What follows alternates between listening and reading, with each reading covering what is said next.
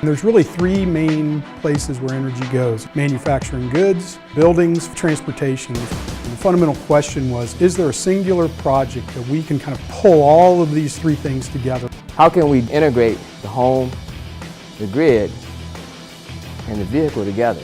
Can we do things at less cost, less material, use less energy, conserve more natural resources?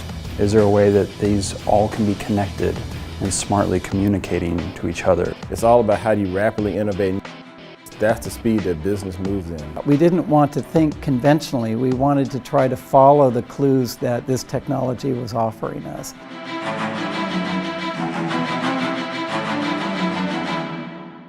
How can we bring additive manufacturing to enable integrated energy systems? And not just do it, but do it fast. We build buildings the same way we built them for centuries. What if we didn't have to use any of the materials that we typically have? We're not limited to corners and straight walls. Remove all of the constraints of today. The additive manufacturing is a way that you could rethink conservation, energy, and material, almost a symbiotic relationship between energy and the way we live. But I think also the process, there's instant feedback, testing of ideas, throwing it out, failing sometimes, but then moving on to find a solution. If we get it right the first time, it probably wasn't innovative enough. Because we need to be able to try something that pushes what we know. We're now close to 25,000 pounds of printed parts going into the house, into the car. We had to develop a whole new 3D printing technology where we could print things very quickly, very accurately. So it's been a real revolution in terms of the manufacturing. Not only create a project like this that's very innovative and very futuristic, but also look at our existing homes and existing production environment, and how can we create new processes. But we're only going to learn that through these relationships with these companies. First reaction, people look at us and say, "You're crazy.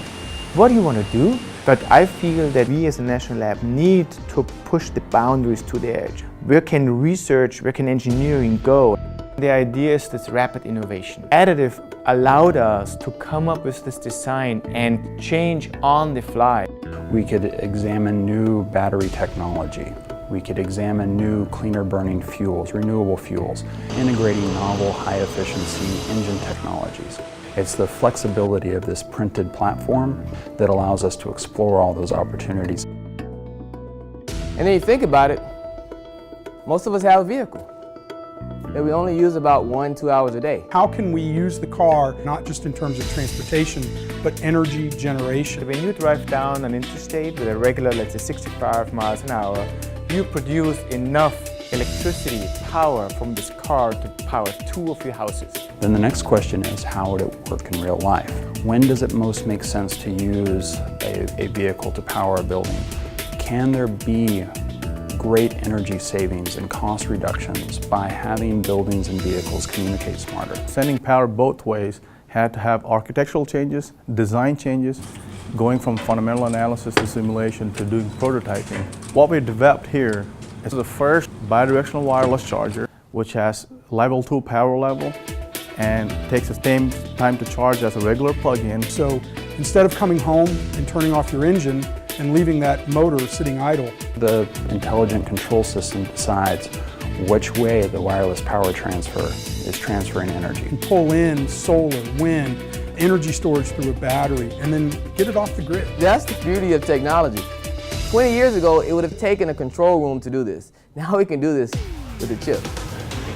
The Energy Efficiency and Renewable Energy Office of DOE has a National Lab Impact Initiative, Tech to Markets. So they want to help connect industry and the national labs in such a way that it drives innovation and market impact. You bring in the best from all these different areas, you can't help but do something big.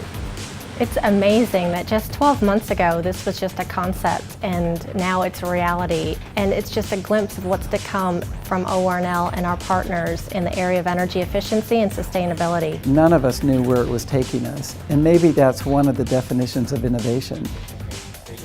It's all about exploration, testing, experimentation, and moving forward. Moving at the speed and scale of business. Amy, it's not the end, it's the beginning of a discussion. We want people to look at it and say, What if?